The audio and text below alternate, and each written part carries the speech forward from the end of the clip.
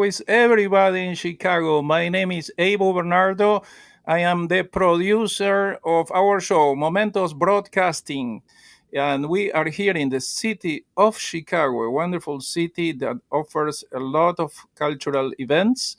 And today we have a great opportunity to interview our friend from Chicago, Mr. Mateo Mulcahy, who is the director of the Cultural Center, Latino Cultural Center in Chicago. And he's going to tell us more and more about his career and many things. So let's welcome Mateo Mulcahy, that he is today in our studios. How are you, Mateo?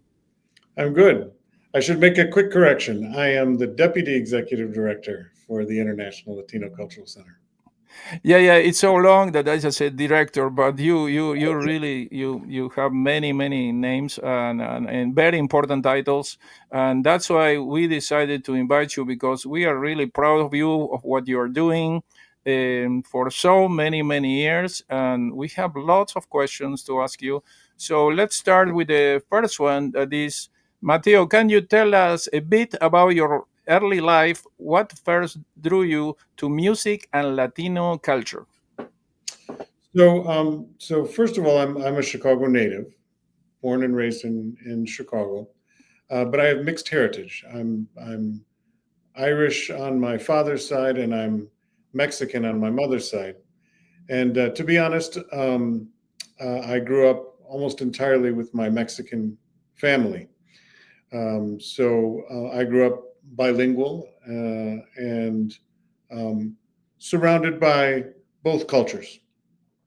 Um, and my parents, I have to credit my parents for being very musically open minded and interested in the music of different cultures. Of course, I had a good dose of Mexican music and culture when I was growing up, and spent summers and vacations in Mexico often. Um, but yeah, I was surrounded by a family that listened to a lot of different styles of music and was interested in in culture, world culture, and Latino culture generally. So that's that's the my origin story. Well, it sounds good.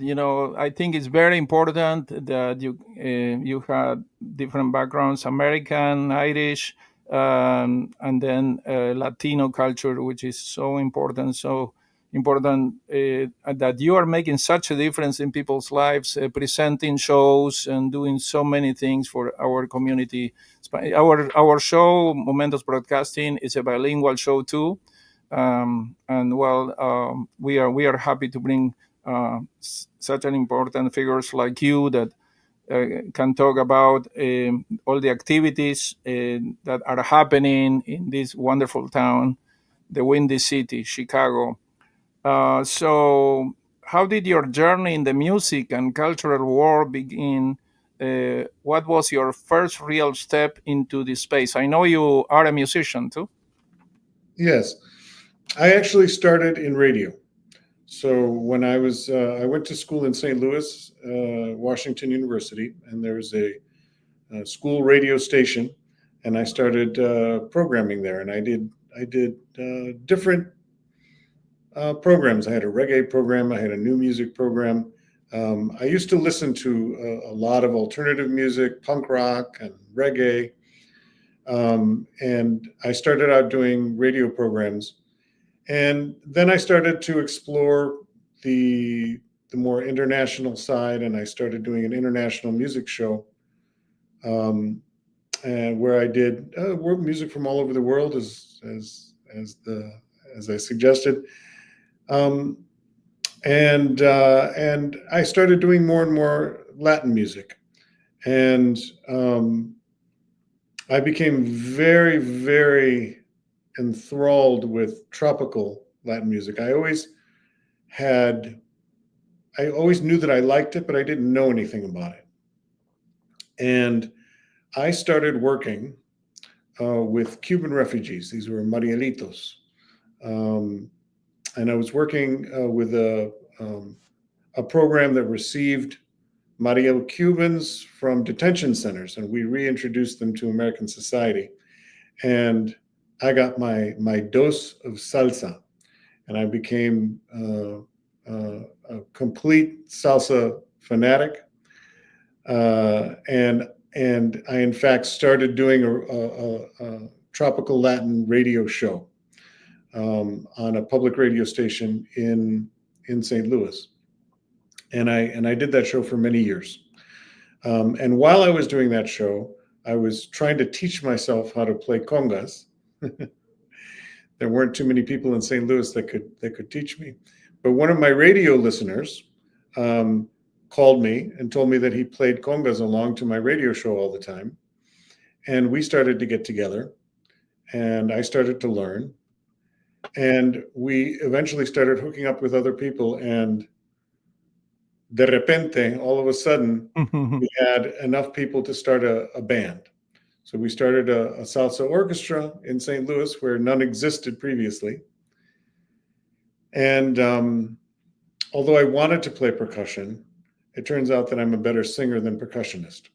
And so I started singing backup vocals and eventually became a lead vocalist. And I had that band for 20 years. Well, that sounds amazing. That's great. We met each other the other day in one special place for a concert. Um, that was amazing. The musicians that you brought. Tell us more about that experience. How did you organize that special event? So I'm going to confess to you, which event was it? We were Was just the event that we had at Evolution? I think it's the name on Western Avenue. Is the name of the place? you're talking about Constellation. Constellation, yeah, Constellation.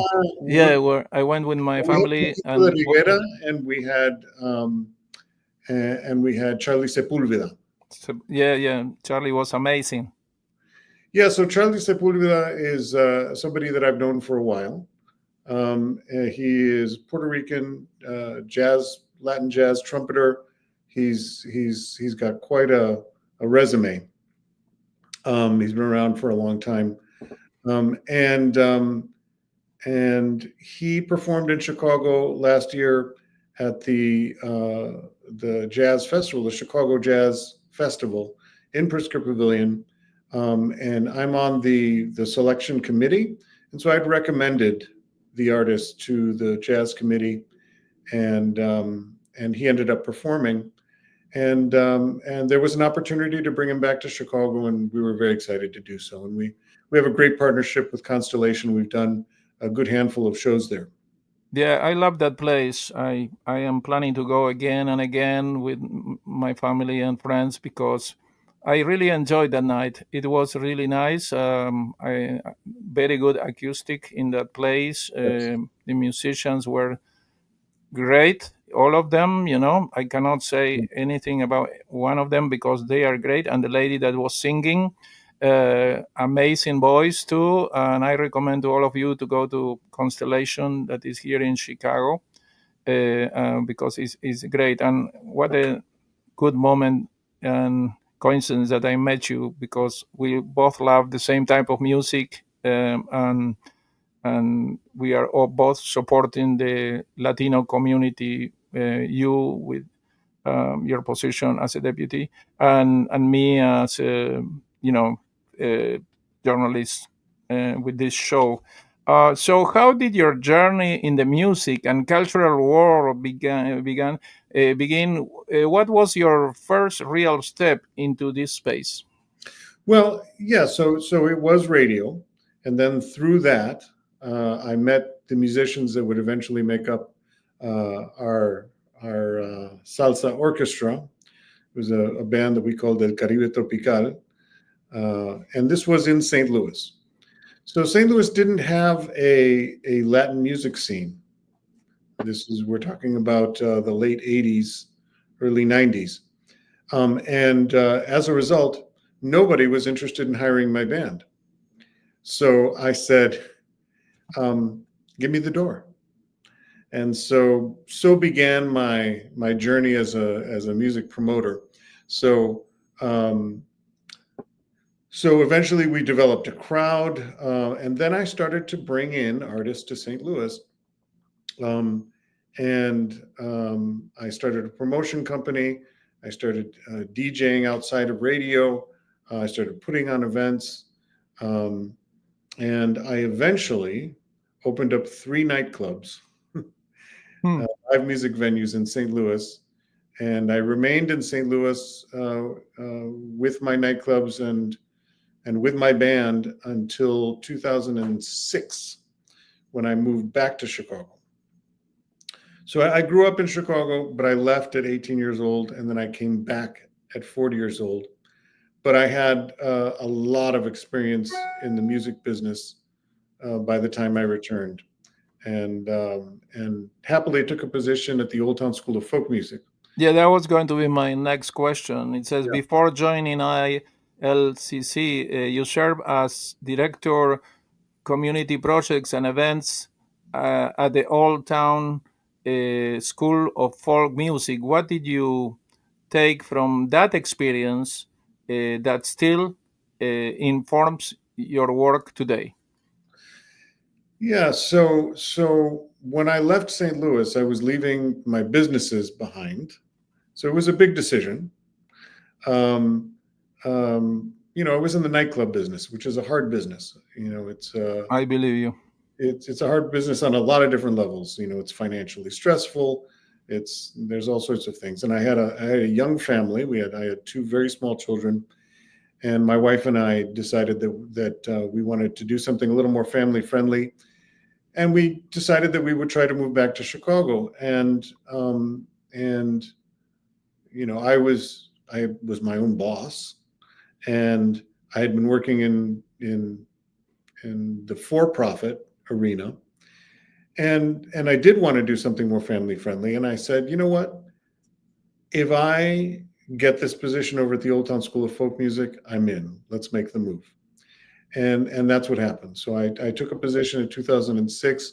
I moved from St. Louis, disentangled myself slowly from my businesses. I hung on to one for 5 years while I was living in Chicago.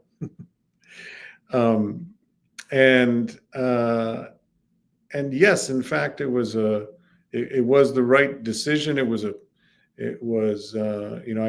really enjoyed and treasured working in the not-for-profit sector.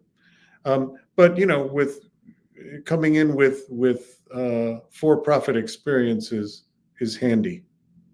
Definitely. No. Yeah. In fact, when you say non-profit, you have to be organized, you have to conduct a business, a non-for-profit business, but still you have to deal with a lot of ups and downs of the non-for-profit organization and be organized and plan it for the present and the future, no, I suppose. Yes, absolutely. So at the Old Town School of Folk Music, I was doing a lot of the same things. I was booking artists, but I also had more of a focus on the not-for-profit end, and trying to create um, programs and events that were accessible, free and accessible to the community, um, and really concentrating on filling gaps in the cultural landscape.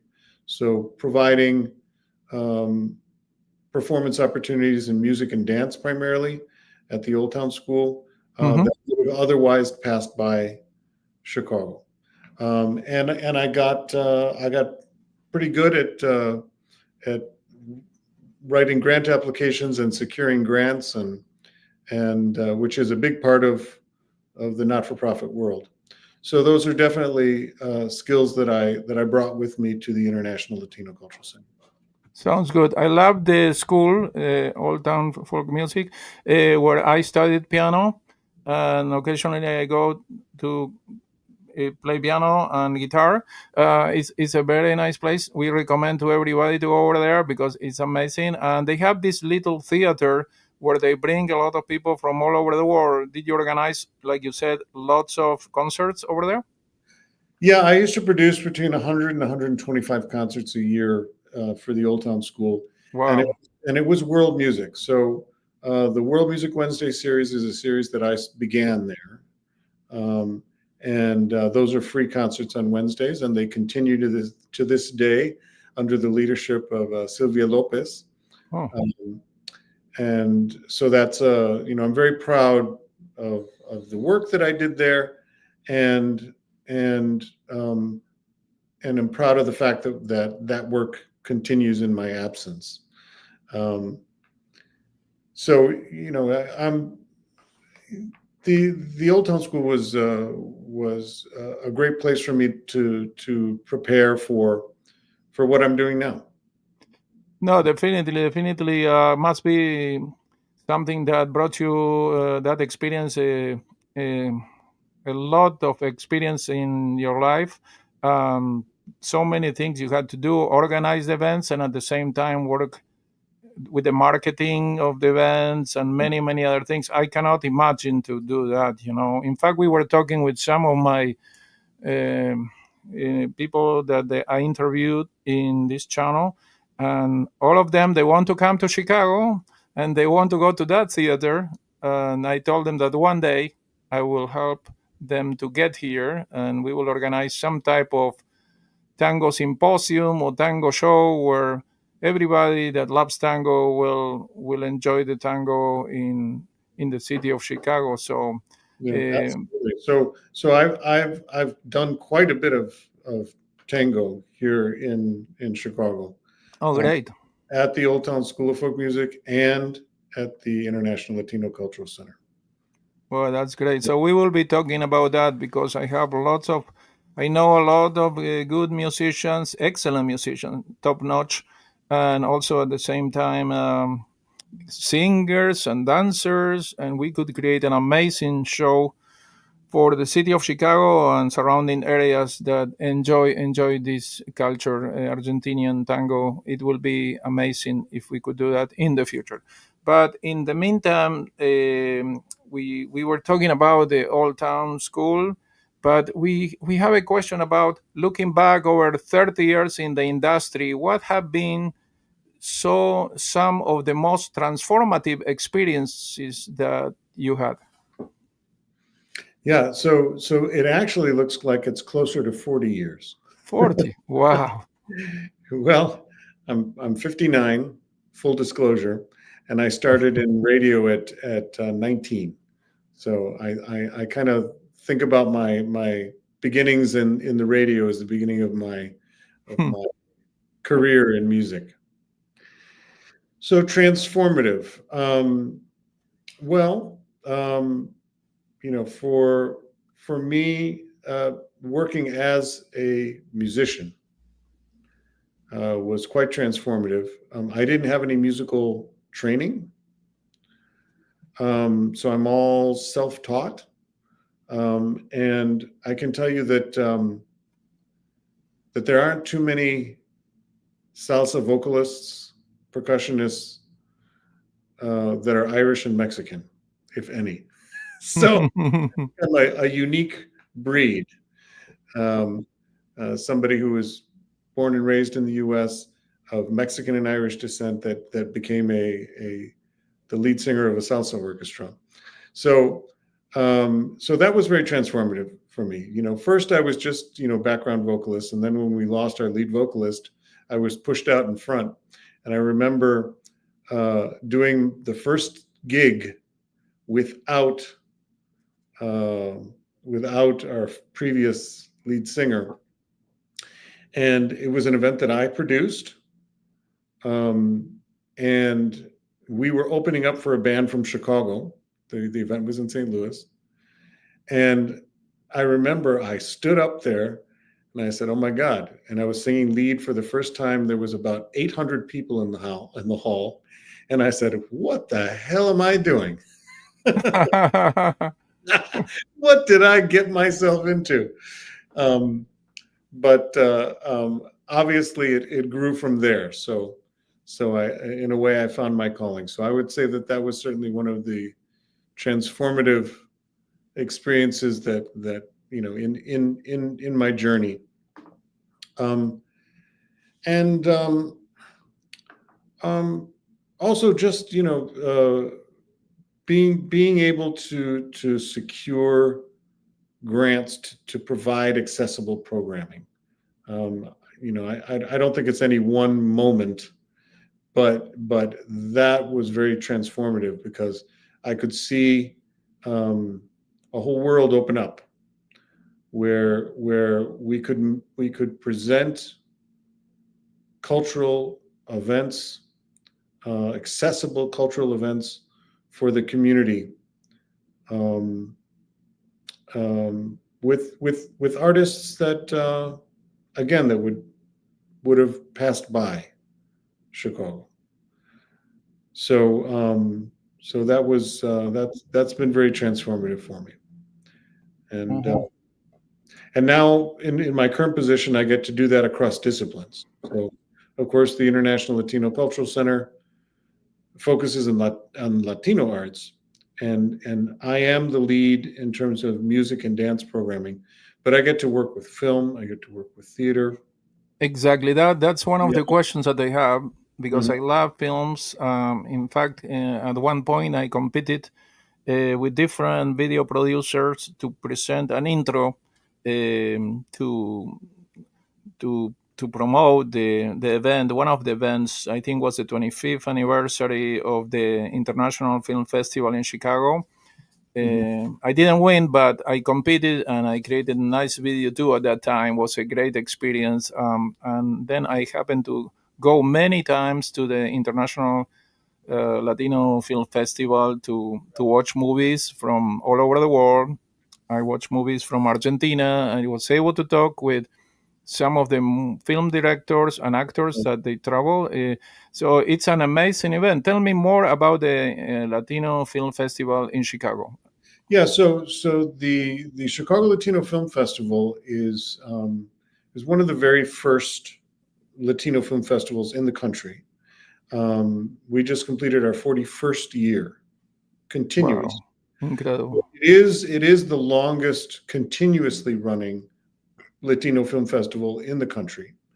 Um, and we are blessed to have the founder and the executive director that began it all, Mr. Pepe Vargas. He is at the helm here at the International Latino Cultural Center. So we always say that the Latino Film Festival is the mother of this organization. Um, so the organization began as Chicago Latino Cinema, and was focused entirely on the film festival and other film programming. But then Pepe and the Hmm. organization uh, saw that there were gaps in the cultural programming and began doing music events, began doing uh, uh, theater events and dance events, and discovered that there was a real need. And 25 years ago, the organization formally changed its name to the International Latino Cultural Center of Chicago and changed the mission to be pan Latino and multidisciplinary. It was already pan Latino in terms of the films, but we became multidisciplinary formally and began to concentrate on producing uh, Latino arts across disciplines. Um, and and since I began in early 2022, we have really expanded and diversified our programming to the point, for the first time, that the non-film programming rivals the film programming in terms of the amount of events that we're producing, the audiences, and the reach. So right now, we are extremely active. We're a very small team, but we produce many events, and we're really unique in the country, not only in Chicago but in the country, Hmm. with the comprehensive multidisciplinary Latino programming that we do. It sounds so interesting. I love what you're saying. everybody that is listening to us right now, we are here with Mateo Mulcahy. Tell me if I pronounce your name right or wrong. Mulcahy. Yeah, close, very close. Muy Oh, bien. okay, gracias, gracias. Mateo That Mulcahy is how I pronounce Mulcahy, it. excellent. That he is the Deputy Executive Director at International Latino Cultural Center. He's a former Director of Community Projects and Events at Old Town School of Folk Music, studied international development and Spanish development and Spanish at Washington University in St. Louis, and he did so many things for our community, Spanish community. But also, Mateo, I understand that you work with different communities, with Afro American community, you work with Polish community, with different communities that they are in Chicago, because Chicago is a big city and is multicultural. Is that right?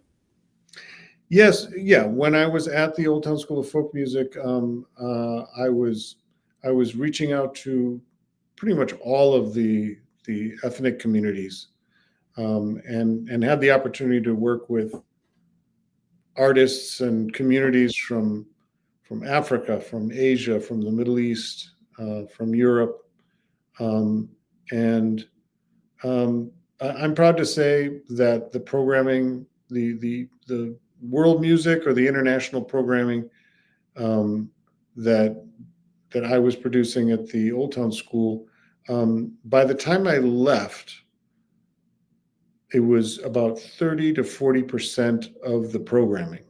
And when I started, it was more like 10%. So I was really happy with how I was able to shift the programming to be a closer reflection of the community that we're in, because Chicago is a community of immigrants and of different ethnic communities, Mm-hmm. and so I was very happy to be working with all of those communities. Now, that might be something that I miss, working with the African and Asian and Middle Eastern and communities. But the trade off is that I get to focus on my Latino community and get to work across disciplines. So I'm very happy to have made the transition and focus on the Latino community. Well, that's good because you have Latino roots and you feel connected with them. And I think it's super important for you to support our community, Hispanic community, that does so many things in the world and in the United States of America. And talking about the past, let's look back. Let's go back 30 years or more, talking about what was the scene like. Well, what was the scene like during your days at Club Viva or with El Caribe Tropical? Do you have any stories or lessons that still resonate today? Well, absolutely. So like I mentioned before, I started a salsa orchestra in a city um, that didn't have a Latino community. That was there wasn't a Latin music scene in St. Louis, and I changed that. I was working in radio. Then I started doing promotions, and everybody started coming out to these events. Then I started doing. I had a night, a Thursday night in one location, and then I had an ongoing Friday night in another location. Then I had an ongoing Saturday night, and I had 3 nights that were bumping. It was happening, Mm. and I said, okay, this is the time. So I opened up Chicago, St. Louis's very first world music venue. It was called Club Viva, and I did that in 1997. The club still exists. I sold it, and the I want to call him the new owner, but but he's had it for much longer than I did now.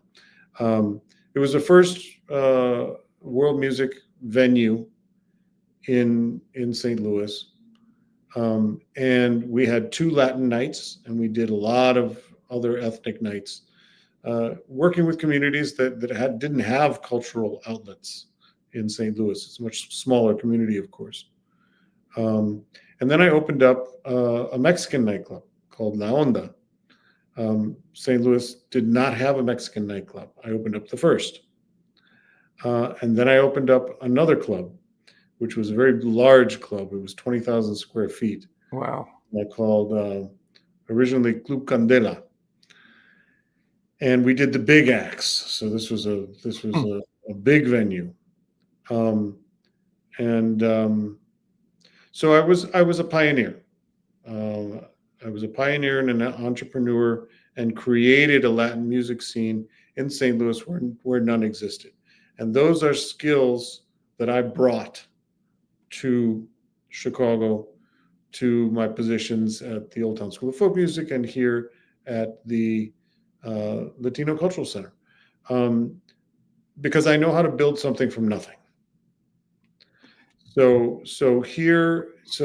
at the Old Town School of Folk Music, I created many new programs that didn't exist over there. I had a global dance party. I had the World Music Wednesday series, um, and a lot of other programs that I did there. And then here at the International Latino Cultural Center, um, we now have a Chicago Latino dance festival. None had ever existed in Chicago. Certainly not comprehensive.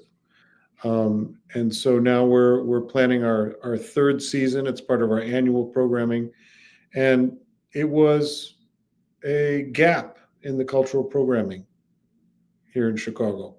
Um, it's hard to believe that there wasn't a Latino dance festival in Chicago, because the community is enormous.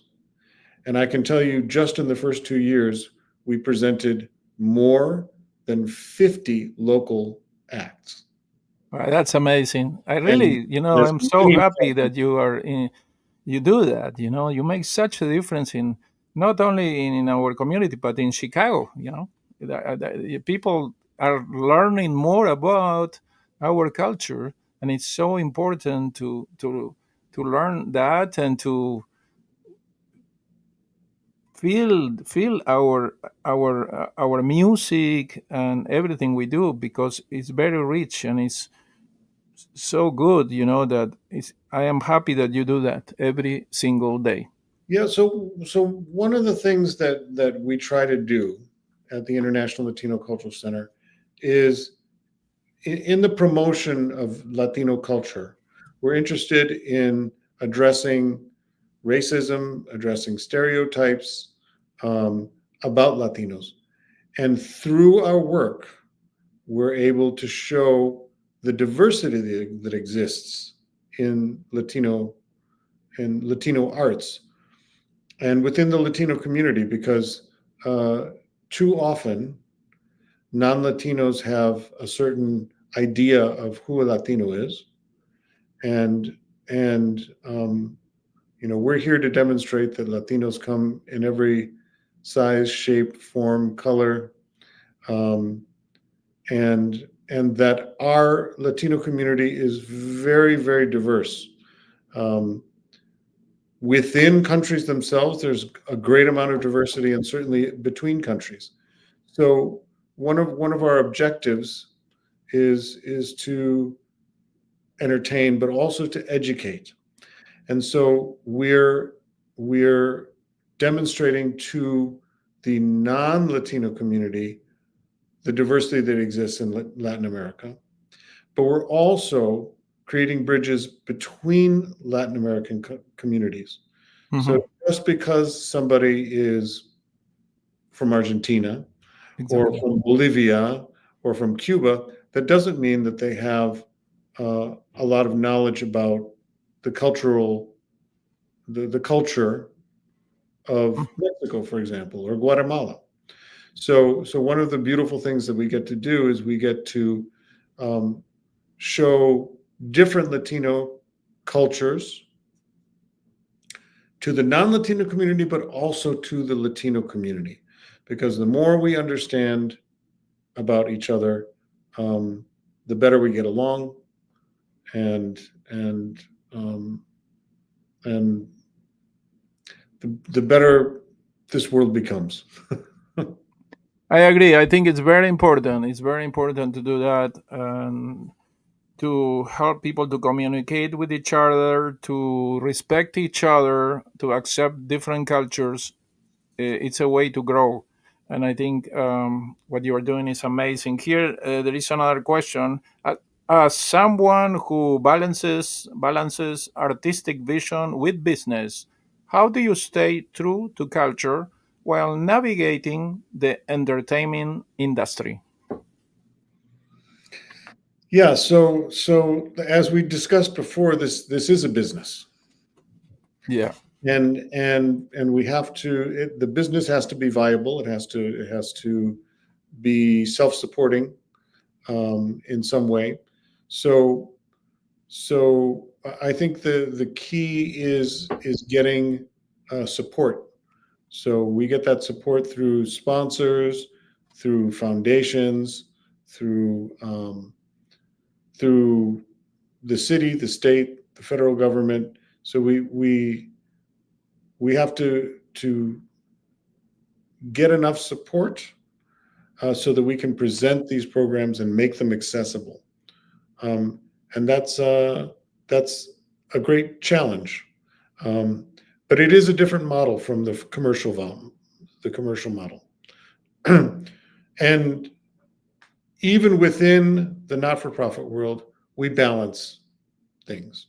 So there are artists or films that we want to present, that we feel we must present, because it we want to represent the entire community, um, and sometimes we do this with the understanding and the knowledge that these are not going to be events that draw the maximum number of people.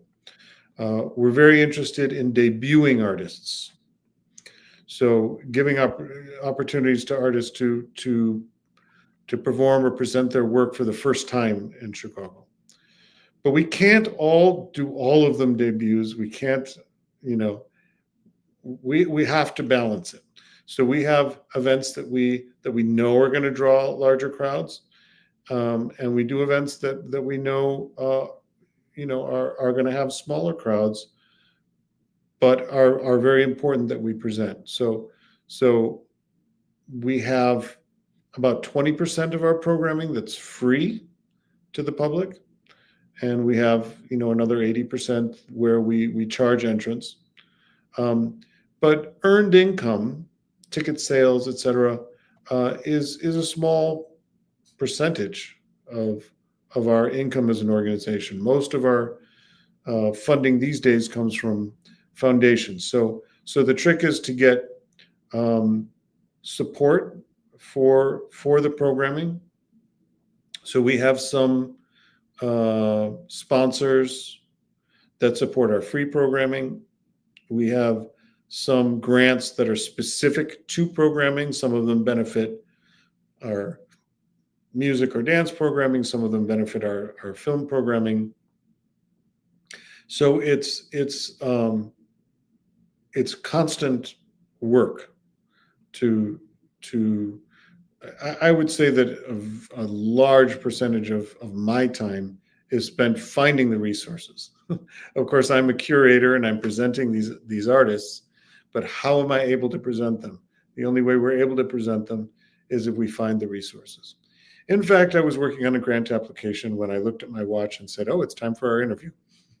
So when when we finish our interview, I'm going to go back to working on a grant application to support the programming that we do. Oh, it sounds good. It's so interesting, Mateo, to talk with you. it's incredible the amount of knowledge that you have and the experiences that you have. I wish I had 1% of your experience in the music industry, but it's impressive, the experience that you have and everything you are saying. Since becoming a deputy executive director at ILCC, what have been your biggest challenges and proudest moments? So when I started at the International Latino Cultural Center, it was already a Pan Latino multidisciplinary organization.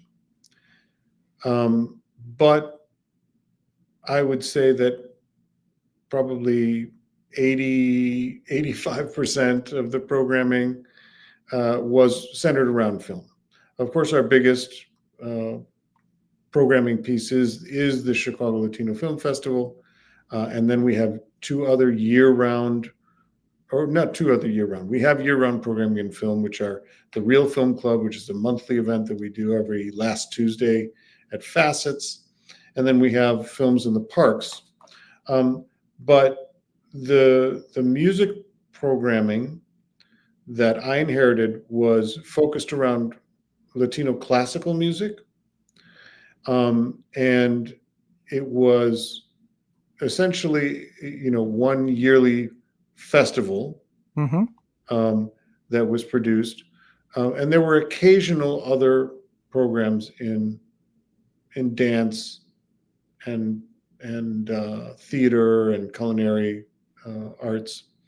But when I came in, I said, okay, this is a multidisciplinary organization, and we need to reach as many people as possible, and we need to develop these other disciplines because each one represents a whole world of of of artistic uh, uh, programming.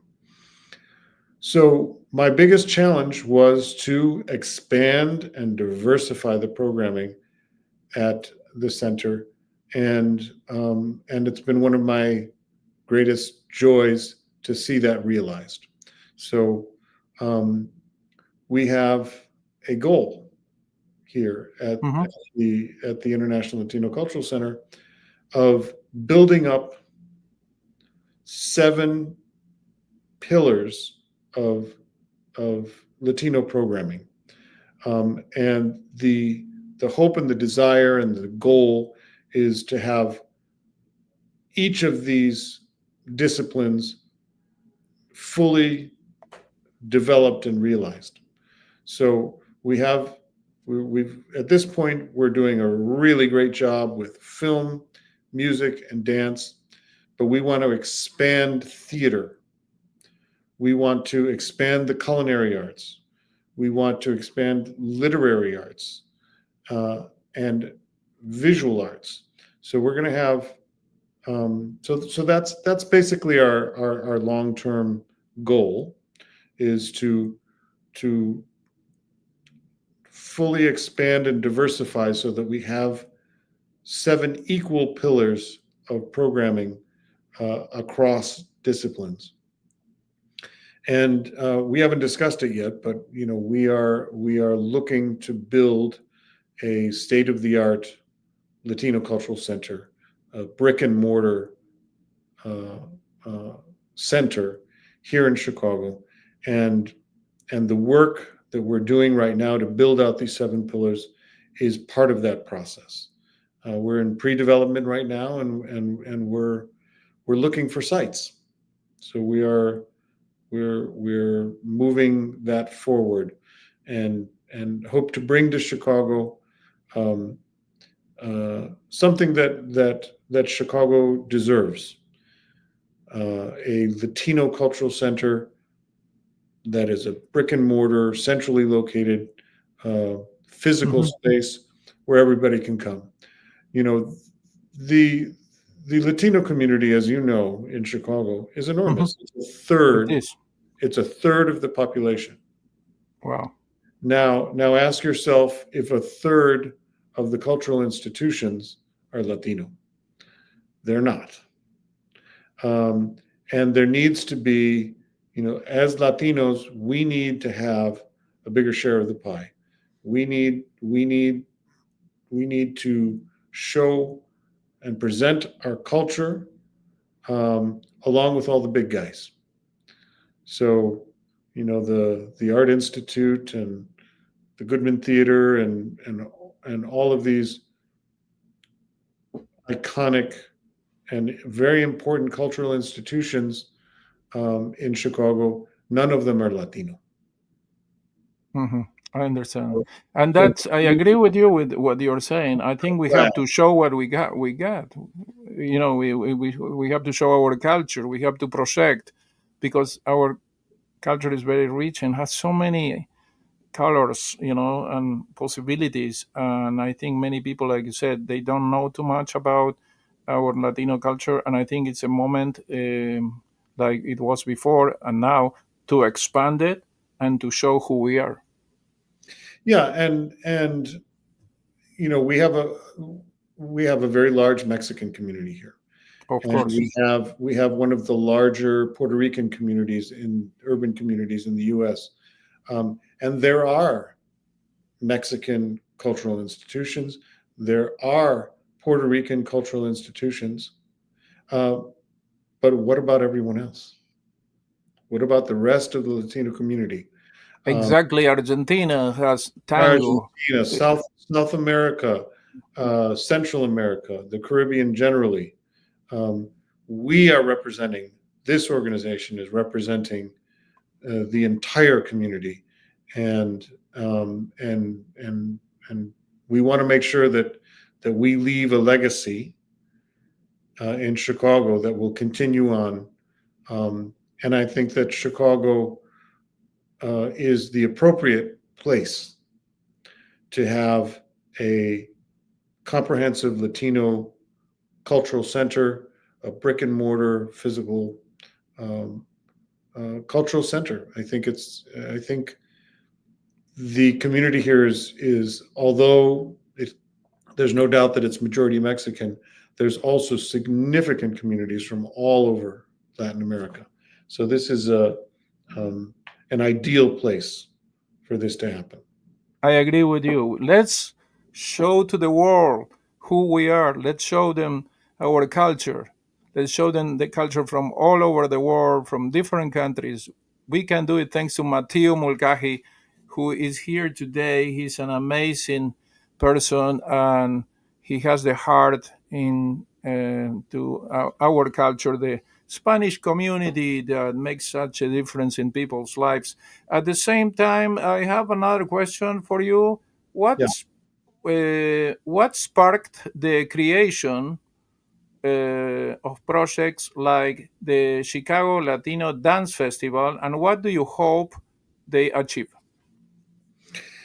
Yeah. So we talked about this a little bit, but so I have been working for about 20 years in the not-for-profit community or not-for-profit world, here in Chicago, and I especially in my time at the Old Town School of Folk Music, I worked with so many different artists, and I always asked myself, why isn't there a Latino dance festival? Because I know there's a big community, I know there's lots of artists, I've worked with a lot of them, um, but but it wasn't happening for whatever reason. It the community needed somebody to step up and do it. And so I knew there was a gap in the cultural programming in the landscape here in Chicago.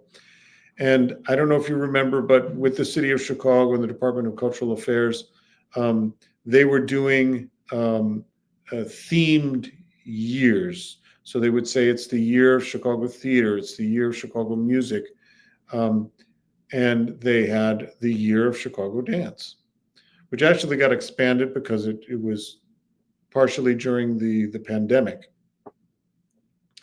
But I said, here's the opportunity. So I applied for a grant with the Chicago Department of Cultural Affairs and Special Events to produce Chicago's first Latino Dance Festival, and it was funded. Um, and um, and and there was such an enormous response. We had 37 different groups. 36 of them were from Chicago, representing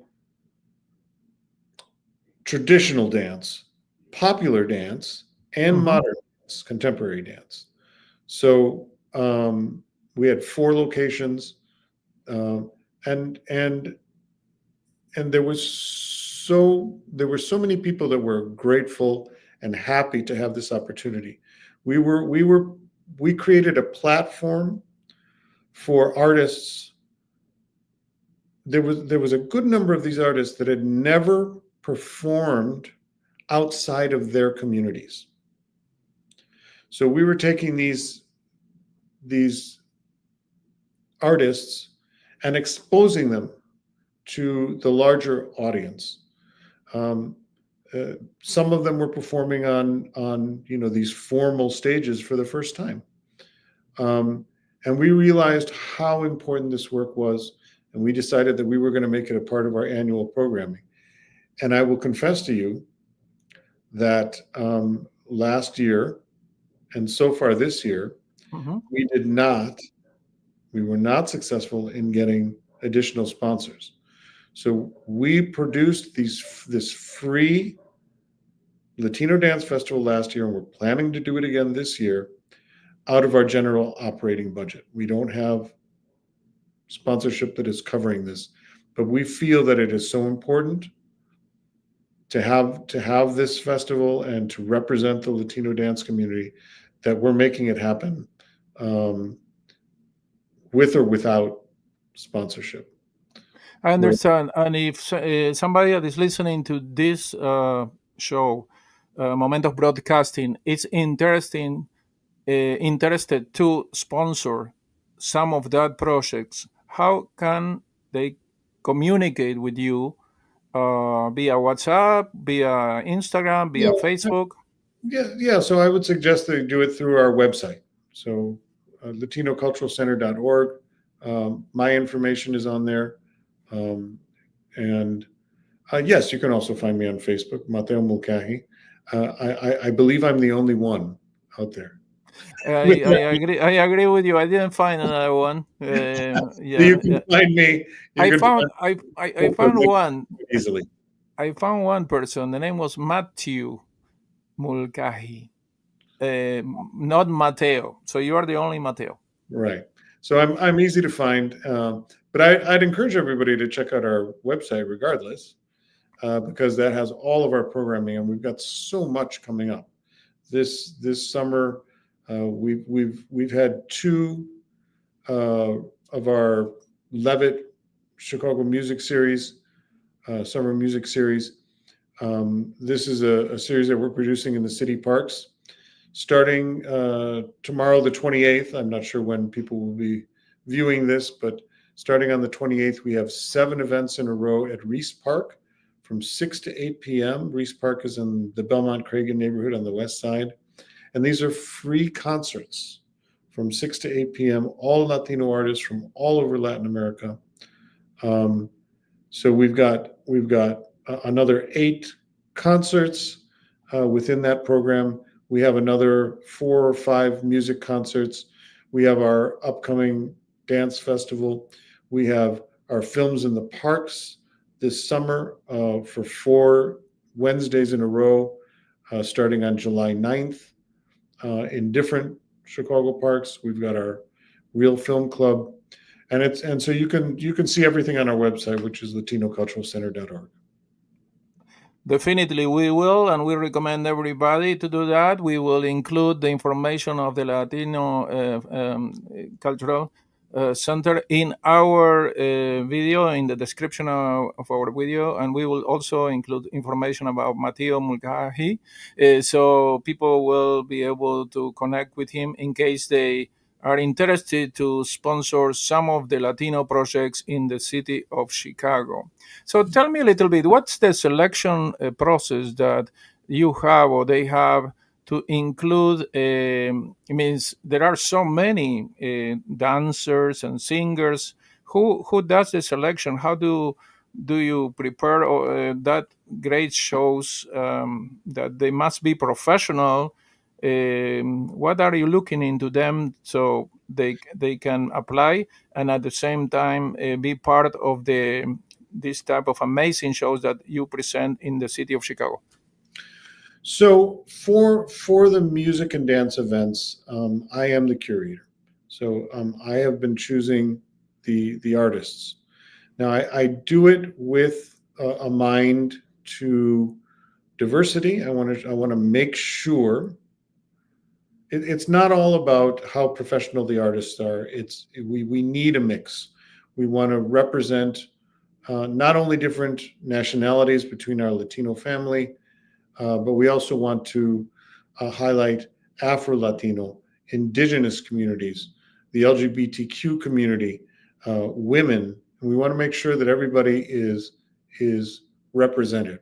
So that is one of the guiding uh, my that's how I operate and choose the artists for the music and dance programming. Now, for film, it is quite different. For the film festival, there's Hmm. a committee, a film selection committee for the feature length films and for the shorts, and Hmm. there's a whole process. There's a submission process and a selection process. So that is a little more formal, and there are more people involved. But again, for the dance festival, for example, I need to make sure that we have good representation from the traditional community, good Hmm. representation from uh, the from different countries and different genres. So traditional, popular, and modern. Um, and I can tell you that a lot of organizations are very happy that we're including modern, um, because again, Latinos, just because you're Latino doesn't mean that you have to dance tango or traditional Mexican. Hmm. Latinos do modern dance, they do jazz, they do all types of dance, and they're choreographers, they're dancers, they're directors, and so we want to make sure that we're including everybody. So so yeah, so I if it was just going to be an open process and whoever applied first or was the most professional, then we'd have a lopsided uh, festival. There's probably more Mexican dance groups than all of the other Latino dance groups combined. And although we represent Mexico in our festival, it's not the focus. Our Hmm. purpose is not to represent Mexican folkloric dance or Mexican dance forms. Um, that is a part of it, and we want to make sure that we're representing everybody.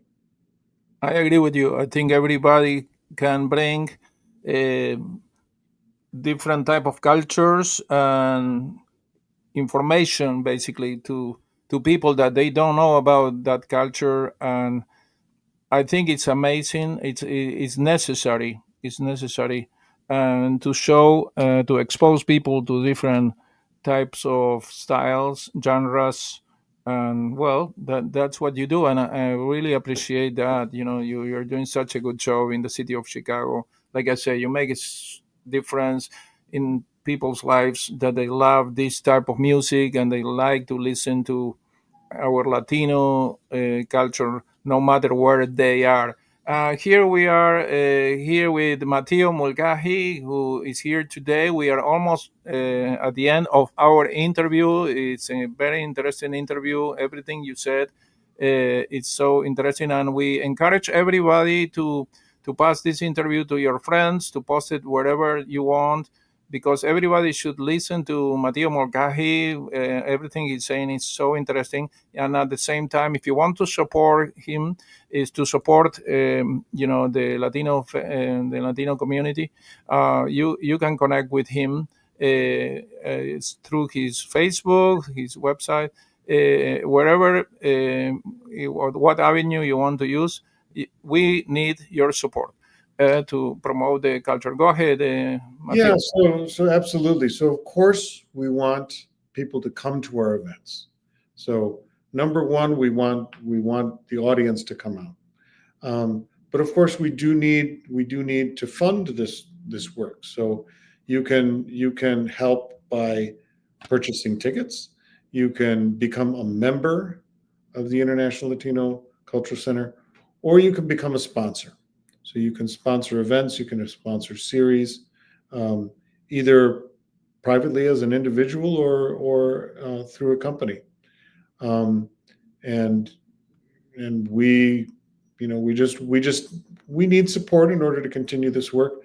And I would say that it is even more critical right now.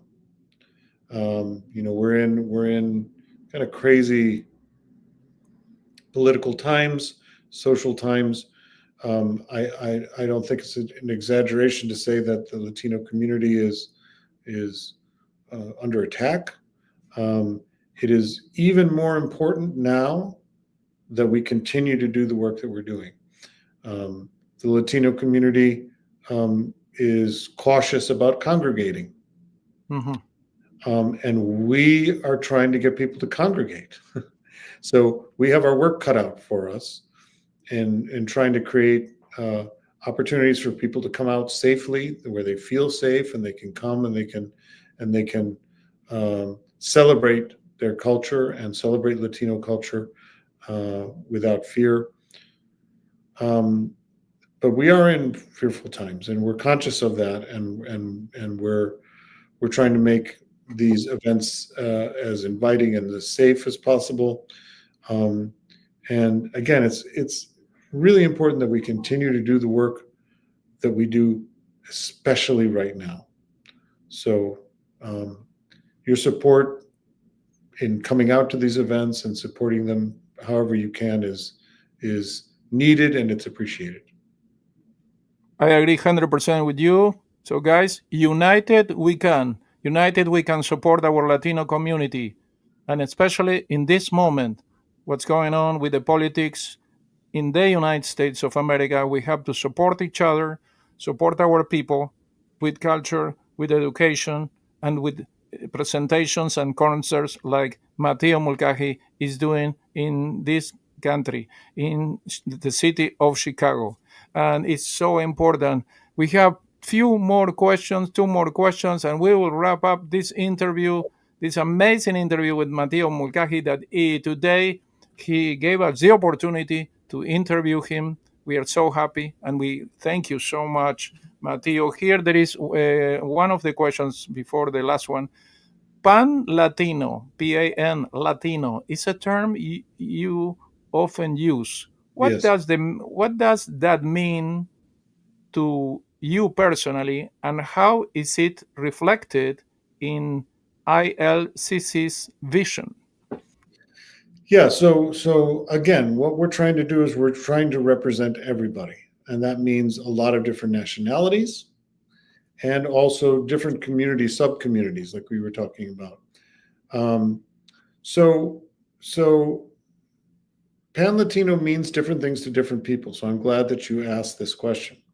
Um, we as an organization um, not only are interested in the Spanish speaking countries, but also the Portuguese speaking countries.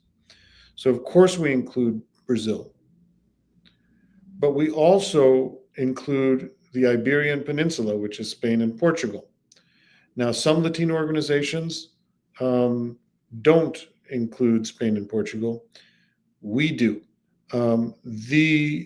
The culture in Spain and Portugal is at this point intrinsically tied to Latin America. There has been an exchange going back for 500 years. Hmm. Um, and and and we fully embrace Spanish and Portuguese culture within our programming. We include um, communities that are in the diaspora. We also include Belize in Central America, which whose official language is English, but it is a community that is very mixed, with a large Spanish-speaking community and indigenous community that shares a lot with the surrounding countries, Guatemala and Mexico. Um, so we include Belize, and we also include Haiti, which is the country on the other that borders the Dominican Republic. Um, uh, I don't think there are too many organizations, Latino organizations, that embrace Haiti, but we feel that it's important, and whenever possible, we present Haitian artists within our programming. Um, we've done it in our dance festival, we've done it in our film festival, we've done it in our music programming. Um, so we have an expansive definition of Latino, and um, besides all of the Latin American countries and the countries that I've mentioned, we of course embrace the Latino communities that live in the United States, um, and second and third and fourth generations. I'm I'm I'm a product of that myself. I consider myself Latino. I grew up as a Latino, but I grew up here in Chicago, in the United States, and um, Latino Americans, people that Hmm. are that reside or were born in the U.S., are part of this community and a part of our programming. Sounds perfect. Mateo, we have one more question. Are there any upcoming projects or future plans at ILCC that you are especially excited about? And can you share that information with us? Yeah, well, I think I've spoken about most of them. Uh, Okay. I'm particularly excited about our next edition of the Latino Dance Festival. Um, this year we're going to be doing it at Ruth Page Center for the Performing Arts. We're going to be doing it at Wilbur Wright College, which is one of the city colleges on the west side, and we're going to be doing it at Humboldt Park in the Field House. Um, so we have three diverse locations. We're going to have a great program. It's going to be in October, in September and October, loosely around the Hispanic Heritage Month, which is 15th of September to um, the 15th of December. And in fact, I don't have it memorized, but here's the dates. It's the 25th of September at Wilbur Wright College, the 5th of October at Humboldt Park, and the 19th of October at Ruth Page. So I'm particularly excited about that, and the current series that we have in the parks. These are free concerts in the parks from Wow. 6 to 8 p.m. when it's not quite as hot. It's a beautiful big park. Uh, we have a great stage and sound system. Great bands, some local bands, some national bands, some international bands, and it's every Saturday from 6 to 8 through August 16th. So those are two programs that I'm particularly excited about. Um, we've been developing other programs too. We've started producing culinary events, and so we're happy to continue that work. Um, we're interested in doing more theater productions, um, and as I talked about before, building out these seven pillars of programming. So so that's what I'm excited about.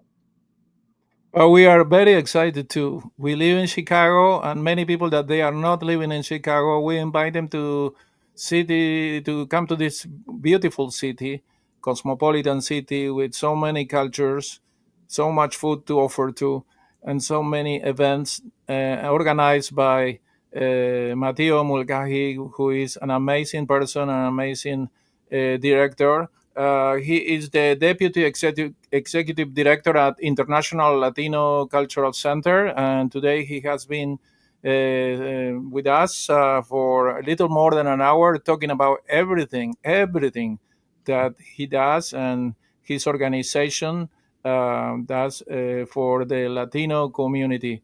I really congratulate you and thank you so much for being here with us today. It's my pleasure, and I want to thank you two for the work that you do, promoting culture and interviewing people like myself and many others in the city. So thank you for the work that you're doing and helping us. As we're all part of the same family with Yes. the same goals. No It's doubt about it, Mateo. We are uplift. here to help each other. Thank you so much. Thank you. Stay with me. Don't go anywhere. I have some questions after we finish. I would like to thank everybody for being here today with me. This is Momentos Broadcasting. We broadcast directly from the city of Chicago to all over the world. Today we have been, like we said, with Mateo Mulcahy. It was an amazing interview. Don't forget, subscribe to our channel and share this interview with your friends and family. And don't forget to support the Hispanic community through the Latino Center in Chicago, directed by Latino Cultural Center in Chicago. International, I would say. That's the real name, International Latino Cultural Center. We need your support, and you can communicate to them going to their website. So this has been everything today in Momentos Broadcasting. Thank you so much, Mateo. Have a great day. Thank you. Thank you, guys, and we'll see you next time.